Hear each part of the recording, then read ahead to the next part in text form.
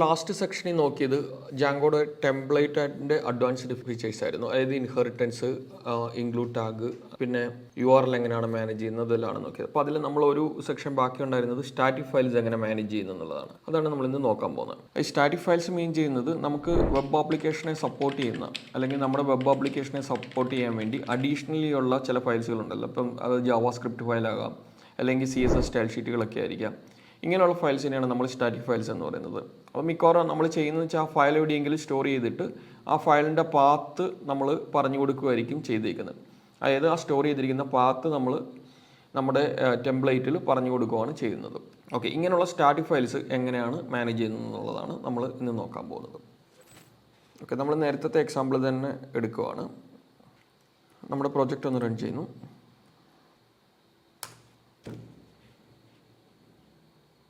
ഇപ്പോൾ ഇതിൽ നമ്മൾ പ്രൊജക്റ്റ് റൺ ചെയ്തു. ഇപ്പോൾ ഇത്രയാണ് വരുന്നത്. നമ്മൾ നേരത്തെ ചെയ്ത് തന്നെ നമ്മൾ ആ മെനു ക്രിയേറ്റ്, എഡിറ്റ്, ഡിലീറ്റിൻ്റെ ഉണ്ട്, മെനു ക്രിയേറ്റ് ചെയ്ത് വെച്ചിട്ടുണ്ട്. നമുക്ക് നമ്മൾ ചെയ്യാൻ ഉദ്ദേശിക്കുന്നത് നമ്മൾ ഈ മൂവി പ്രൊജക്റ്റ് എന്ന് പറയുന്നതിനൊപ്പം തന്നെ എന്തെങ്കിലും ഒരു ഇമേജ് എന്തെങ്കിലും പ്ലേസ് ചെയ്യാൻ നോക്കുകയാണ്.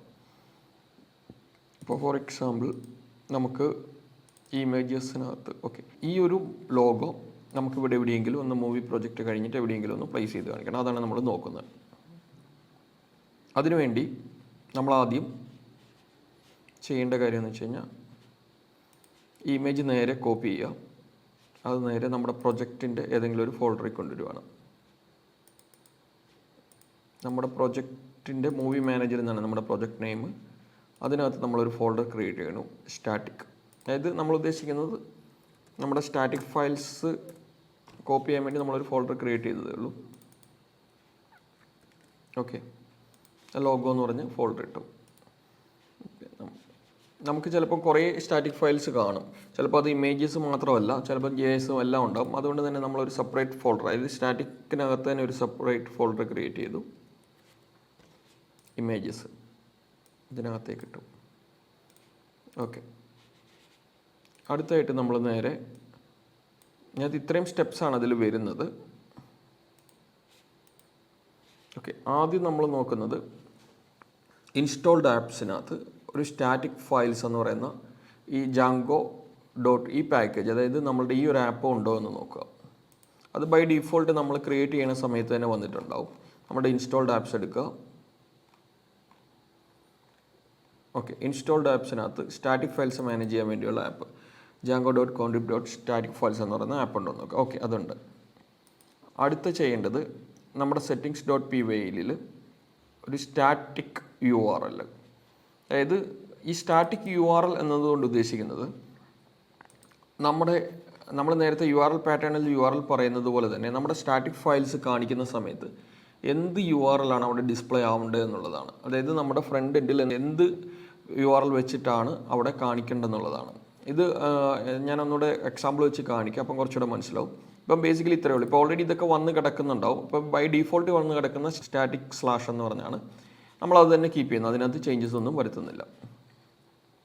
ഓക്കെ, അടുത്തായിട്ട് നമ്മൾ ടെംപ്ലേറ്റിൽ സ്റ്റാറ്റിക് ലോഡ് ചെയ്യാൻ വേണ്ടി ചെയ്യുന്നത്,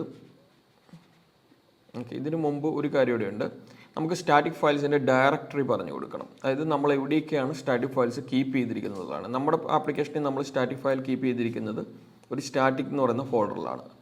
അതുകൊണ്ട് തന്നെ നമ്മൾ അതിൻ്റെ ഡയറക്ടറി പറഞ്ഞു കൊടുക്കാനായിട്ട് നമ്മൾ സ്റ്റാറ്റിക് URLൻ്റെ അണ്ടറിൽ ഒരു സ്റ്റാറ്റിക് ഫയൽസ് ഡയറക്ടറി എന്ന് പറഞ്ഞ ഒരു വേരിയബിൾ ഡിക്ലെയർ ചെയ്യുന്നു.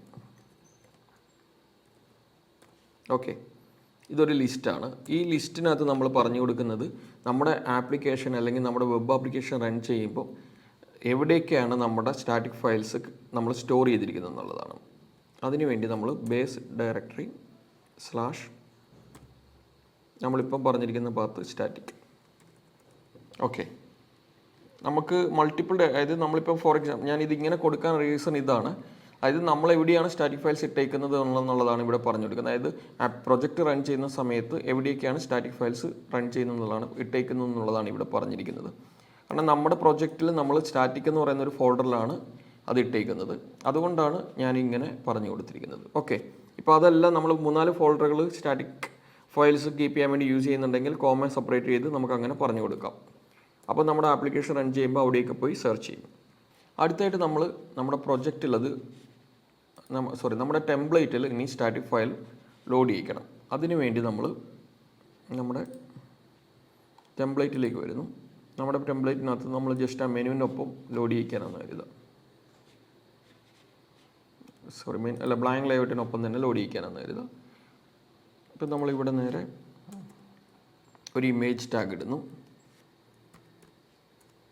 ഓക്കെ, SRC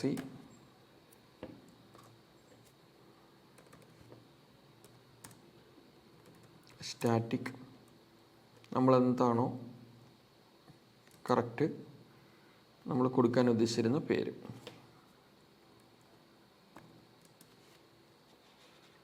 നമ്മുടെ ഏത് ഫയലാണോ നമുക്ക് വേണ്ടത്. നമുക്കിപ്പം വേണ്ടത് സ്റ്റാറ്റിക് വരെയുള്ള പാത്താണ് നമ്മളിവിടെ വരുന്നത്.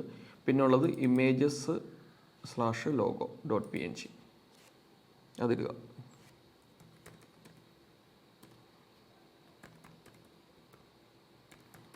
ഓക്കെ,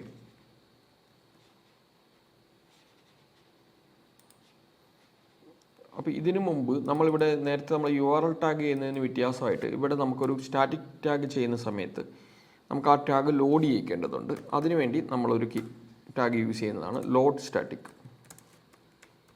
ഇത് ഇത്രയും കാര്യങ്ങളാണ് അവിടെ ചെയ്തിരിക്കുന്നത്. ആദ്യം ടെംപ്ലേറ്റിൽ ലോഡ് സ്റ്റാറ്റിക് എന്ന് പറഞ്ഞ് സ്റ്റാറ്റിക് ടാഗ് ലോഡ് ചെയ്യിക്കുന്നു. പിന്നീട് നമ്മൾ ഇമേജിനകത്ത് സ്റ്റാറ്റിക് ടാഗ് യൂസ് ചെയ്തിട്ട്, അതായത് ഇമേജിൻ്റെ SRCക്കകത്ത്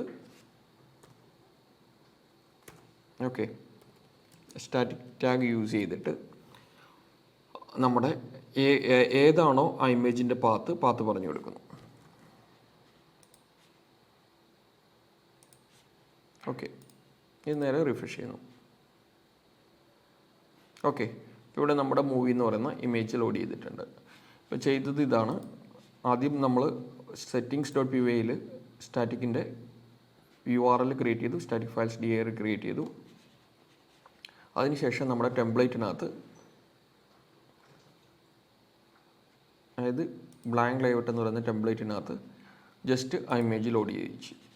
ഇത്രയാണ് നമ്മൾ സ്റ്റാറ്റിക് ഇമേജസ് ലോഡ് ചെയ്യാൻ വേണ്ടി. ഞാനിപ്പോൾ ഇതൊരു ഇമേജ് എക്സാമ്പിൾ വെച്ച് കാണിച്ചതേ ഉള്ളൂ. നമ്മൾ പ്രാക്ടിക്കലി ചെയ്യുന്ന സമയത്ത് നമുക്ക് സ്റ്റൈൽ ഷീറ്റ്സ് ഉണ്ടാവാം, അല്ലെങ്കിൽ JS ഫയൽസ് ഉണ്ടാവാം. ഏത് ആണെങ്കിലും നമുക്ക് ഇതേപോലെ ഇപ്പോൾ ഇമേജസ് എന്ന് നമ്മൾ ഫോൾഡർ ക്രിയേറ്റ് ചെയ്ത പോലെ തന്നെ നമ്മളിവിടെ JS എന്ന് പറഞ്ഞ ഫോൾഡർ ക്രിയേറ്റ് ചെയ്ത് JS അല്ലെങ്കിൽ സ്റ്റൈൽസും ഒക്കെ ക്രിയേറ്റ് ചെയ്യും. ഓക്കെ, അടുത്തതായിട്ട് നമ്മൾ URL എന്നുകൊണ്ട് എന്താ ഉദ്ദേശിച്ചെന്ന് പറയാം.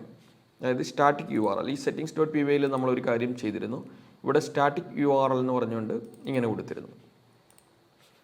അതായത് നമ്മളിപ്പോൾ ഏതൊരു ഇമേജ് ആണെങ്കിലും ആ ഇമേജ് ഇവിടെ ഇൻസ്പെക്ട് കൊടുത്തു കഴിഞ്ഞാൽ അവിടെ എന്താണെന്ന് നമുക്ക് കാണാൻ പറ്റും. അതായത് നമ്മൾ സ്റ്റാറ്റിക് എന്താ പാത്ത് അവിടെ വന്നിരിക്കുന്നതെന്ന് അറിയാം. ഇപ്പോൾ ഇവിടെ നോക്കി, ഇവിടെ ജസ്റ്റ് ആ ഇമേജിൻ്റെ ഫയൽ പാത്ത് കാണിച്ചിരിക്കുന്നത് static/image/logo.png എന്നാണ് അല്ലേ. നമ്മളവിടെ സ്റ്റാറ്റിക് URL മാറ്റി വേറെ എന്തെങ്കിലും ഒരു പേര് കൊടുക്കുന്നു. ഓക്കെ, അതായത് static URL brought of files എന്ന് പറഞ്ഞ് ആക്കിയിട്ടു. അതിനുശേഷം നമ്മളിവിടെ റിഫ്രഷ് ചെയ്യുന്നു. ഓക്കെ, മൂവി എന്ന് പറഞ്ഞ ഇമേജ് വന്നു. പക്ഷേ ഓക്കെ, ഇമേജ് വന്നു. ആ ഇമേജ് ഒന്ന് ഇൻസ്പെക്ട് ചെയ്ത് നോക്കുക. കണ്ടോ, ഇപ്പോൾ ഇവിടെ ഇതിൻ്റെ URL കാണിച്ചിരിക്കുന്ന ബ്രോട്ട് ഓഫ് ഫയൽസ് എന്നാണ്. ശരിക്കും ഇതൊരു വെർച്വൽ പാത്താണ്. വെർച്വലി നമുക്ക് അങ്ങനെ ഒരു എന്ത് URL വെച്ചിട്ടാണ് നമ്മുടെ സ്റ്റാറ്റിക് ഫയൽസ് അവിടെ സെർവ് ചെയ്യുന്നതെന്നുള്ളതാണ് അവിടെ കാണിച്ചിരിക്കുന്നത്. ഇപ്പോൾ ഇവിടെ ഇത് ബ്രോട്ട് ഓഫ് ഫയൽസ് എന്നാണ് വരുന്നത്. അതാണ് സ്റ്റാറ്റിക് URL എന്നുള്ള ടൈം കൊണ്ട് ഉദ്ദേശിച്ചിരിക്കുന്നത്. നമ്മുടെ ചാനലിൽ IT ഫീൽഡിൽ ഒരു കരിയർ ഡെവലപ്പ് ചെയ്യാനുള്ള എല്ലാ ട്യൂട്ടോറിയൽസും അവൈലബിൾ ആണ്. അപ്പോൾ ഇതൊക്കെ കണ്ട് പഠിക്കുമ്പോൾ എന്ത് വന്നാലും സംശയങ്ങളൊക്കെ വരാം. ഈ സംശയങ്ങളൊക്കെ ക്ലിയർ ചെയ്യാൻ വേണ്ടിയിട്ട് ഫ്രീ 1 month സപ്പോർട്ട് നമ്മുടെ ചാനൽ പ്രൊവൈഡ് ചെയ്യുന്നുണ്ട്. അതിന് വേണ്ടിയിട്ട് നമ്മുടെ prototype.com എന്നുള്ള വെബ്സൈറ്റ് കയറിയിട്ട് ഈ ഫോം ഫില്ല് ചെയ്ത് കഴിഞ്ഞാൽ അവിടെ നിങ്ങൾക്ക് നിങ്ങളൊരു ടെലിഗ്രാം ഗ്രൂപ്പിലോട്ട് എൻ്റർ ചെയ്യിപ്പിക്കും. ഈ ടെലിഗ്രാം ഗ്രൂപ്പിൽ നിങ്ങൾക്ക് വളരെ സിമ്പിളായിട്ട് മലയാളത്തിലോ ഇംഗ്ലീഷിലോ എങ്ങനെ വേണമെങ്കിലും നിങ്ങൾ ഡൗട്ടുകൾ ചോദിച്ചിട്ട് ക്ലിയർ ചെയ്യാൻ പറ്റും. അതുപോലെ ഓൺലൈനിൽ വീട്ടിലിരുന്ന് പഠിക്കുമ്പോൾ കോൺസെൻട്രേറ്റ് ചെയ്യാൻ പറ്റാത്ത ആൾക്കാർക്ക് ഇവിടെ വന്ന് നമ്മുടെ ടീമിൻ്റെ കൂടെ നമ്മുടെ ഹബ്ബുകളിൽ ഇരുന്ന് വർക്കൗട്ട് ചെയ്യുന്ന ഒരു ബ്രോ ക്യാമ്പ് എന്നുള്ള പ്രോഗ്രാമും കൂടെ ഉണ്ട്. ഈ പ്രോഗ്രാമിനെ കുറിച്ച് കൂടുതൽ അറിയാൻ വേണ്ടിയിട്ട് നമ്മുടെ വെബ്സൈറ്റ് വിസിറ്റ് ചെയ്യുക. നിങ്ങൾ ഏതൊരു ബാക്ക്ഗ്രൗണ്ടിൽ നിന്ന് വന്ന ആളായാലും IT ഫീൽഡിലോട്ട് കരിയർ ഡെവലപ്പ് ചെയ്യണമെന്നുണ്ടെങ്കിൽ ഈ സൗകര്യങ്ങളൊക്കെ യൂസ് ചെയ്യുക. അതുപോലെ ഈ നമ്പറുകളിലും കോൺടാക്ട് ചെയ്യുക. ഓക്കെ, ഇപ്പം നമ്മൾ ടെംപ്ലേറ്റിൻ്റെ ഏതാണ്ട് അത്യാവശ്യം വേണ്ട ഫീച്ചേഴ്സൊക്കെ കവർ ചെയ്തിട്ടുണ്ട്. ഇനി നമ്മൾ കുറേ പക്ഷേ ഇനിയും കുറേ കാര്യങ്ങളുണ്ട്. അതായത് നമ്മൾ ചെയ്യുന്ന സമയത്ത് കുറേ ടെംപ്ലേറ്റിന് അഡ്വാൻസ്ഡ് ആയിട്ട് പോകുന്ന കുറേ ടോപ്പിക്സുകളുണ്ടാവും. നമ്മൾ ഇനി ചെയ്തു പോകുന്ന അല്ലെങ്കിൽ നമ്മൾ ഫർദർ മുന്നോട്ട് പോകുമ്പോൾ അത് ഓരോന്നും എന്താണെന്നുള്ളത് പറഞ്ഞുതരാം. ഓക്കെ, ഇനി നമ്മൾ ഇപ്പം നമ്മൾ ചെയ്തുകൊണ്ടിരിക്കുന്ന ഈ മൂവി പ്രൊജക്റ്റിനെ തന്നെ ഒരു മൂവി ഇൻഫർമേഷൻസ് അല്ലെങ്കിൽ മൂവി ഡാറ്റ, മൂവി റിലേറ്റഡ് ആയിട്ടുള്ള ഇൻഫർമേഷൻസ് ക്രിയേറ്റ് ചെയ്യാനും അല്ലെങ്കിൽ എഡിറ്റ് ചെയ്യാനും ഡിലീറ്റ് ചെയ്യാനും ഒക്കെ പറ്റുന്ന ഒരു ചെറിയൊരു സിമ്പിൾ പ്രൊജക്റ്റായിട്ട് മാറ്റാൻ പോവുകയാണ്. അതായത് നമുക്ക് ബേസിക് ആയിട്ടുള്ള ഒരു ക്രെഡ് ഓപ്പറേഷൻസ് എന്ന് വെച്ചാൽ ഏതൊരു വെബ് ആപ്ലിക്കേഷൻ ആണെങ്കിലും അതിനകത്ത് മെയിനായിട്ട് 4 ആക്ഷൻസ് ആണ് വരുന്നത്. ഒന്ന് ക്രിയേഷൻ, ഒരു ഡാറ്റ ക്രിയേഷൻ, അല്ലെങ്കിൽ അപ്ഡേഷൻ, പിന്നെ ഡാറ്റ റിട്രീവൽ, അല്ലെങ്കിൽ ഡിലീഷൻ. ഇപ്പോൾ ഇതിനകത്ത് ഉദ്ദേശിക്കുന്നത് ക്രിയേഷൻ എന്ന് ഉദ്ദേശിക്കുന്നത് നിങ്ങളിപ്പോൾ ഒരു ഫേസ്ബുക്ക് അല്ലെങ്കിൽ ഇൻസ്റ്റാഗ്രാം അതിലൊരു സൈനപ്പ് ഓപ്പറേഷനാണ് നടക്കുന്നതെങ്കിൽ അവിടെ ശരിക്കും അതിൻ്റെ ഒരു ബാക്കെൻഡിൽ ഒരു ഡാറ്റ ക്രിയേഷനാണ് നടക്കുന്നത്. അതേപോലെ നമ്മൾ ഫേസ്ബുക്കിൽ ലോഗിൻ ചെയ്യുന്നു, അല്ലെങ്കിൽ ലോഗിൻ ചെയ്ത ശേഷം ഡാറ്റ വ്യൂ ചെയ്യുന്ന സമയത്ത് ശരിക്കും നമ്മൾ ഓൾറെഡി സ്റ്റോർ ചെയ്തിരിക്കുന്ന ഡാറ്റ റിട്രീവലായിരിക്കും അവിടെ നടക്കുന്നത്. പിന്നെ അതല്ല, നമ്മളൊരു ഇമേജസ് അല്ലെങ്കിൽ നമ്മുടെ പ്രൊഫൈൽ ഡീറ്റെയിൽസ് അപ്ഡേറ്റ് ചെയ്യുന്നു, അല്ലെങ്കിൽ അങ്ങനെയുള്ള കാര്യങ്ങളൊക്കെ ചെയ്യുന്ന സമയത്ത് മിക്കവാറും നടക്കുന്നത് എന്താണ്, നമ്മുടെ ഒരു അപ്ഡേഷൻ ഓപ്പറേഷൻ ആയിരിക്കും നടക്കുന്നത്.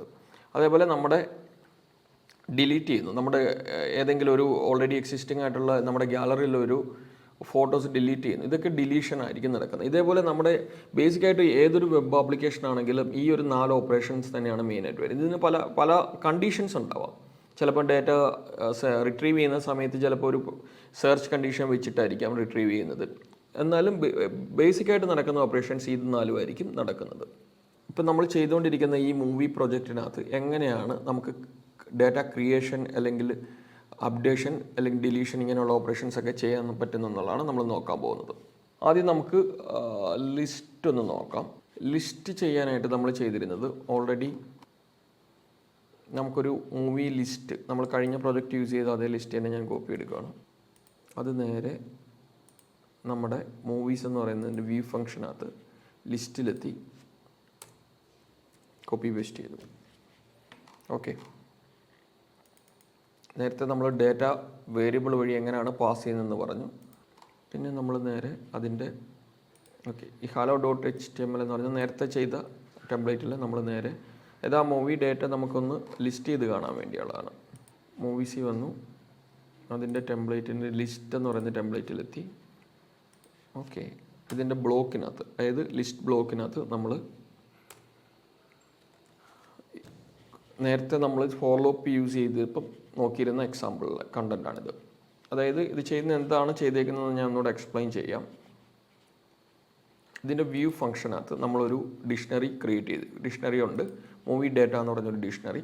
അതിൻ്റെ കീ മൂവീസാണ്, വാല്യൂ എന്നുമായിട്ട് കൊടുത്തിരിക്കുന്നത് ഒരു ലിസ്റ്റാണ്. ഓക്കെ, ആ ലിസ്റ്റിൽ മൂവി ഇൻഫർമേഷനാണ് കിടക്കുന്നത്. അതിനകത്ത് ടൈറ്റിലുണ്ട്, ഇയർ ഉണ്ട്, പിന്നെ ഒരു മൂവി സക്സസ് ആണോ ഫോൾസ് ആണോ എന്നുള്ള രീതിയിൽ, മൂവി സക്സസ് ആണോ ഫെയിലർ ആണോ എന്നുള്ള രീതിയിൽ ഒരു ബൂളിയൻ വാല്യൂ. നമ്മൾ ഈ ഡിക്ഷണറി നേരെ നമ്മുടെ list.html പാസ് ചെയ്യുന്നു. അതിനുവേണ്ടി നമ്മൾ നേരെ ഇവിടെ മൂവി ഡാറ്റ എന്ന് എഴുതുന്നു. ഓക്കെ, നേരത്തെ നമ്മൾ ടെംപ്ലേറ്റ് നോക്കിയപ്പം പറഞ്ഞിരുന്നു നമുക്ക് എങ്ങനെയാണ് വ്യൂ ഫംഗ്ഷനിൽ നിന്ന് ഡാറ്റ നമ്മുടെ ടെംപ്ലേറ്റിലേക്ക് പാസ് ചെയ്യുന്നതെന്നുള്ളത്. അതെങ്ങനെയാണെന്ന് വെച്ചാൽ ഡിക്ഷണറി ആയിട്ടാണ് അല്ലേ. ആ ഡിക്ഷണറിയിലെ കീ ആയിരിക്കും നമ്മുടെ ടെംപ്ലേറ്റിൽ വേരിയബിളായിട്ട് വരുന്നത്. ഇപ്പം നമ്മൾ പാസ് ചെയ്തിരിക്കുന്ന ഡിക്ഷണറിയുടെ കീ എന്ന് പറയുന്നത് മൂവീസാണ്. അത് ആ കീയുടെ അഗെയിൻസ്റ്റ് വരുന്ന നമ്മൾ കൊടുത്തിരിക്കുന്ന വാല്യൂ ഒരു ലിസ്റ്റാണ്, ലിസ്റ്റ് ഓഫ് ഡാറ്റയാണ് അല്ലേ. ഇത് ഇതിനകത്ത് എന്തെങ്കിലും ഡൗട്ട് ഉണ്ടെങ്കിൽ നമ്മുടെ കഴിഞ്ഞ പ്രീവിയസ് എപ്പിസോഡിൽ ഇതിനെപ്പറ്റി പറഞ്ഞിട്ടുണ്ട്, അതൊന്ന് നോക്കിയാൽ മതി ഇത് എങ്ങനെയാണ് വർക്ക് ആവുന്നതെന്നുള്ളത്. ഓക്കെ, list.html ചെയ്തിരിക്കുന്നത് ഒരു ഫോർ ലൂപ്പാണ്. ആ ഫോർ ലൂപ്പിനകത്ത് ഈ മൂവീസിലൂടെ ഇറ്ററേറ്റ് ചെയ്യുന്നു, അത് പ്രിൻ്റ് ചെയ്യുന്നു, ആ മൂവി ഇൻഫർമേഷൻ പ്രിൻ്റ് ചെയ്യുന്നു. അപ്പോൾ ഓക്കെ, ഇപ്പോൾ ലിസ്റ്റ് മൂവീസിൽ നമ്മൾ ക്ലിക്ക് ചെയ്ത് കഴിഞ്ഞാൽ അതിൻ്റെ നേരെ മൂവി ലിസ്റ്റ് വന്നിട്ടുണ്ട് അല്ലേ. ഓക്കെ, നമുക്കൊരു കാര്യം കൂടി ചെയ്യാം. ജസ്റ്റ് ഒരു ഇമേജ് കൂടെ വേണമെങ്കിൽ അങ്ങോട്ട് പാസ് ചെയ്യാം. അതിനു വേണ്ടി നമ്മുടെ സ്റ്റാറ്റിക്കിനകത്തേക്ക് നമ്മൾ കുറച്ച് ഇമേജസ് കോപ്പി ചെയ്തിടുവാണ്.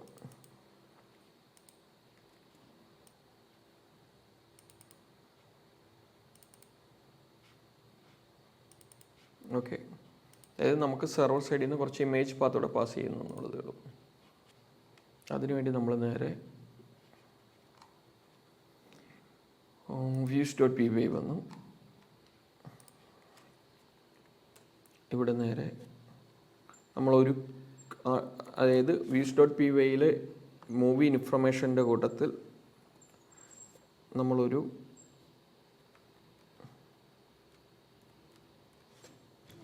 ഇമേജ് ഫയലിനും കൂടെ ഇമേജിൻ്റെ ഇൻഫർമേഷനോട് പാസ് ചെയ്ത് കൊടുക്കുന്നു. അതായത് IMG എന്ന് പറഞ്ഞൊരു കീയിൽ ഇതൊക്കെ ഒരു കീ വാല്യൂ പേരെന്നേ ഉള്ളൂ. ഇഷ്ടമുള്ള പേരൊക്കെ ഞാനിപ്പോൾ IMG എന്ന് പറഞ്ഞ് കൊടുത്തതേ ഉള്ളൂ. നിങ്ങൾക്ക് ഇഷ്ടമുള്ള പേര് കൊടുക്കാം. അതായത് നമുക്ക് ഏതാണോ വേണ്ട പേര് ആ പേര് കൊടുക്കാം. ഇപ്പം നമ്മൾ ചെയ്ത് ഇത്രയാണ്. നമ്മുടെ മൂവി ഡേയുടെക്കകത്ത് ടൈറ്റിൽ ഉണ്ടായിരുന്നു, ഇയർ ഉണ്ടായിരുന്നു, സക്സസ് ഉണ്ടായിരുന്നു. അതിനൊപ്പം നമ്മൾ ഒരു ഇമേജ് എന്ന് പറഞ്ഞ ഒരു പുതിയ കീയുടെ ആഡ് ചെയ്തു. ആ പുതിയ കീക്ക് നമ്മൾ ആ ഏത് ഇമേജാണ് ഈ മൂവിയുടെ എന്നുള്ളത് നമ്മൾ പാസ് ചെയ്യുന്നു. അടുത്തായിട്ട് നമ്മൾ വ്യൂ ഫംഗ്ഷനിലെ ഇമേജ് ഇങ്ങോട്ട് കൊണ്ടുവരാൻ വേണ്ടി നമ്മളൊരു ടാഗ് ഇവിടെ ഇടുന്നു. ടൈറ്റിലിൻ്റെ അണ്ടറിൽ ഇമേജ് ടാഗ്, അതിൻ്റെ SRC ഈക്വൽ ടു നേരത്തെ നമ്മൾ എഴുതിയ പോലെ തന്നെ സ്റ്റാറ്റിക്. ഓക്കെ,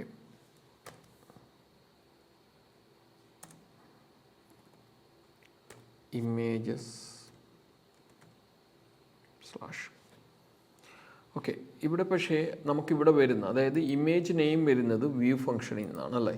അതായത് വ്യൂ ഫംഗ്ഷനിലെ ഒരു വേരിയബിളിനകത്തു നിന്നാണ് നമ്മുടെ ഇമേജ് നെയിം വന്നുകൊണ്ടിരിക്കുന്നത്. അതുകൊണ്ട് നമ്മൾ ഇത് എഴുതുമ്പം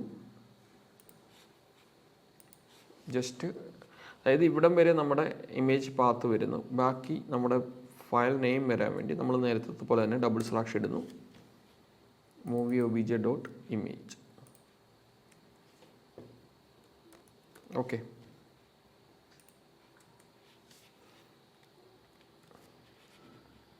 അതായത് സ്റ്റാറ്റിക് പാത്തിൻ്റെ ഒപ്പം ഇതുകൂടെ അപ്പൻഡ് ചെയ്ത് വരുന്നു. ആദ്യം ഇത്രയും വരെ നമ്മുടെ അതായത് ഇമേജ് SRCക്കകത്ത് ഡബിൾ കോട്ട്സിനകത്ത് ആദ്യം നമ്മൾ സ്റ്റാറ്റിക് പാത്ത് ഇട്ടു. പിന്നെ നമുക്ക് പാസ് ചെയ്ത് വരുന്നു ഇവിടെ നിന്ന് വരുന്ന മൂവി obj ഡിക്ഷണറിയുടെ ഒപ്പം വരുന്ന ഇമേജ് പാത്തോടെ കൊടുക്കുന്നു. അതിന് മുമ്പ് സ്റ്റാറ്റിക്കിൻ്റെ ടാഗ് ലോഡ് ചെയ്യിക്കുന്നു.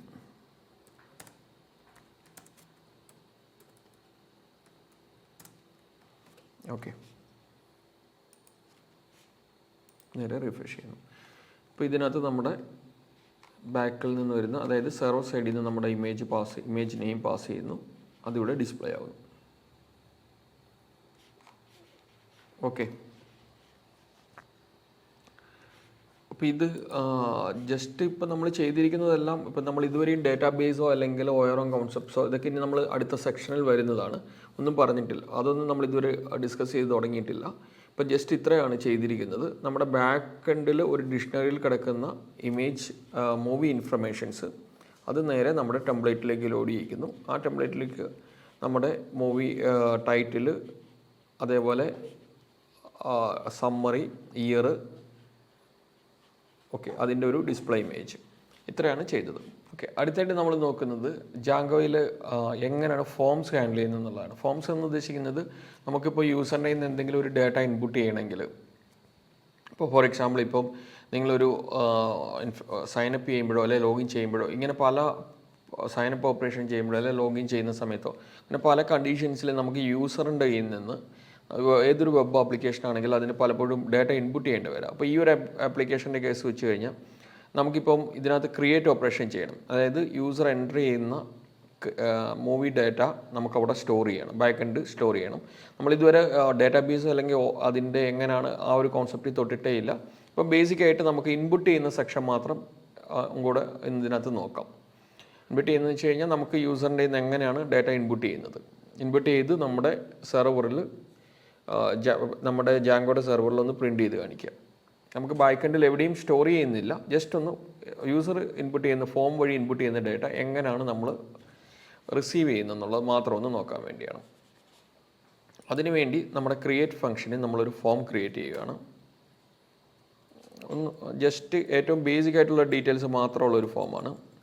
അതിനുവേണ്ടി നമ്മളൊരു ഫോം ടാഗ്, ഇത് നിങ്ങൾ HTML നോക്കിയപ്പോൾ നോക്കിയിട്ടുണ്ടാവും ഫോം എങ്ങനെയാണെന്നുള്ളത്. ഫോമിനകത്ത് നമ്മളൊരു just input test name title, അതായത് നമുക്ക് വേണ്ടത് നമുക്കൊരു മൂവി റിലേറ്റഡ് ഇൻഫർമേഷൻസ് നമ്മുടെ യൂസറിൻ്റെ കയ്യിൽ നിന്ന് ഇൻപുട്ട് ചെയ്യുന്നു. ഓക്കെ, ആദ്യം ഒരു ടൈറ്റിൽ കൊടുത്തു.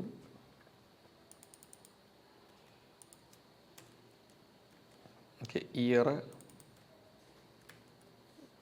സമ്മറി.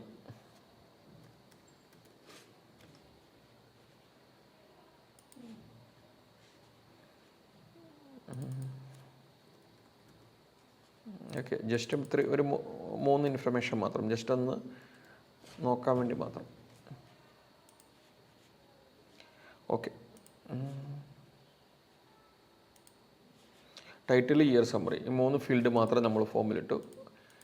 അതിനുശേഷം നമ്മൾ ഫോം എപ്പോഴും ഒരു ഫോം ത്രൂ ഡേറ്റ എപ്പോഴും നമ്മൾ റിസീവ് ചെയ്യുമ്പോഴേക്ക്, നേരത്തെ നമ്മൾ ആദ്യത്തെ ഫസ്റ്റ് പാർട്ട് ഞാൻ പറഞ്ഞിരുന്നു, ഏതൊരു ആപ്ലിക്കേഷൻ ആണെങ്കിലും അതൊരു റിക്വസ്റ്റ് റെസ്പോൺസ് ആണ് നടക്കുന്നതെന്നുള്ളത്. അതായത് നമ്മുടെ വെബ് ബ്രൗസറിൽ നിന്ന് ക്ലയൻറ്റ് ഒരു റിക്വസ്റ്റ് ചെയ്യുന്നു, ആ റിക്വസ്റ്റിന് എഗെയിൻസ്റ്റ് നമ്മുടെ വ്യൂ ഫംഗ്ഷൻ ഒരു റെസ്പോൺസ് കൊടുക്കുന്നു.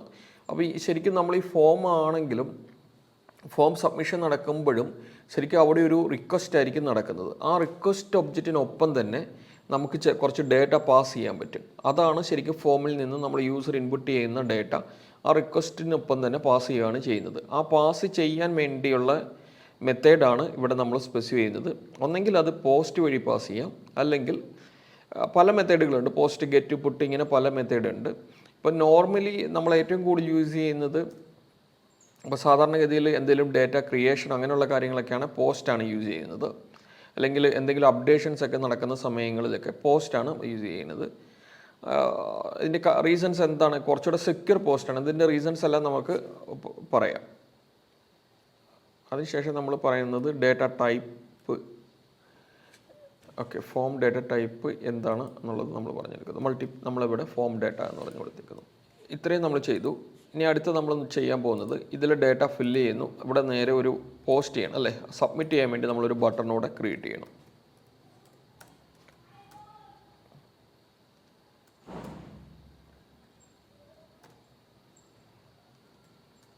ഒരു ക്രിയേറ്റ് ബട്ടണോടെ ചെയ്തു.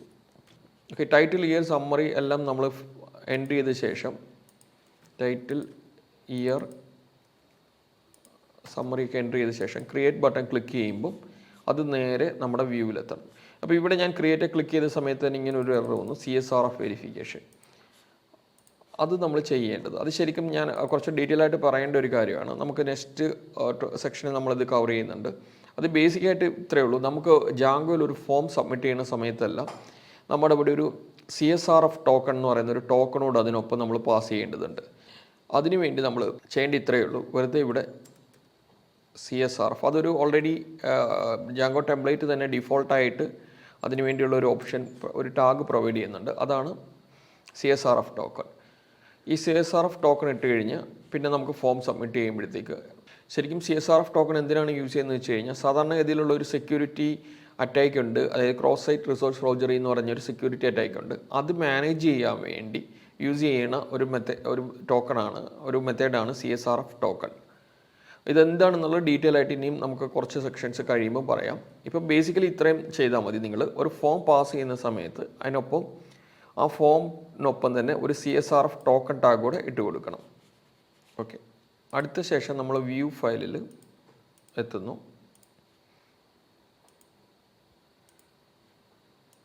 ഓക്കെ, വ്യൂവിനകത്ത് ക്രിയേറ്റിൽ നമ്മൾ ഒരു കണ്ടീഷൻ എഴുതുവാണ്. അതായത് റിക്വസ്റ്റ് ഡോട്ട്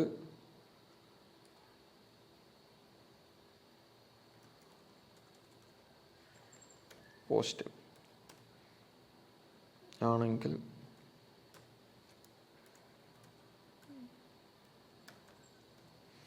ഓക്കെ,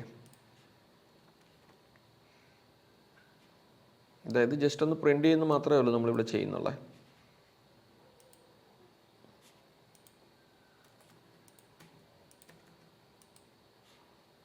ഓക്കെ, അതായത് ഇപ്പം നമ്മൾ ചെയ്തിരിക്കുന്ന ഇതാണ്. ഞാൻ നേരത്തെ പറഞ്ഞു ജാങ്കോയിൽ റിക്വസ്റ്റ് റെസ്പോൺസ് നടക്കുമ്പോൾ അതായത് റിക്വസ്റ്റ് ഒബ്ജക്റ്റിനൊപ്പം തന്നെ നമുക്ക് ഫോം ഡേറ്റ പാസ് ചെയ്ത് കൊടുക്കുകയാണ് ചെയ്തിരിക്കുന്നത്. നമ്മൾ ഫോമിലെ ഡേറ്റ പോസ്റ്റ് വഴി പാസ് ചെയ്തേക്കുന്നത് കൊണ്ട് ഇവിടെ നമുക്ക് റിക്വസ്റ്റ് ഡോട്ട് പോസ്റ്റ് എന്ന് പറഞ്ഞു കഴിഞ്ഞാൽ ഒരു ക്വറി ഡിക്ഷണറി ആയിട്ട് ആ പോസ്റ്റ് നമ്മൾ പോസ്റ്റ് ചെയ്ത ഡേറ്റ ഈ റിക്വസ്റ്റ് ഡോട്ട് പോസ്റ്റിൽ വന്നിട്ടുണ്ടാവും. അത് നേരെ ഞാനിവിടെ പ്രിൻ്റ് ചെയ്യുകയാണ് ചെയ്തിരിക്കുന്നത്. ഓക്കെ, നമ്മളിപ്പോൾ ഇത്രയും കാര്യങ്ങളാണ് നമ്മൾ പോസ്റ്റ് ചെയ്ത ഡേറ്റയുടെ കൂട്ടത്തിൽ വന്നത്. ഒന്ന് CSR of middleware token.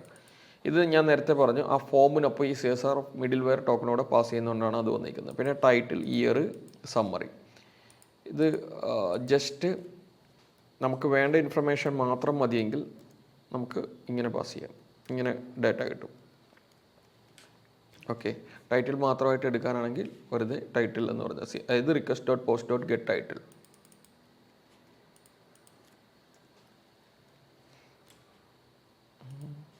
ഇത് ഞാൻ നിങ്ങളെ മനസ്സിലാക്കാൻ വേണ്ടി ഇങ്ങനെ ഒന്ന് കാണിക്കുന്നതേ ഉള്ളേ.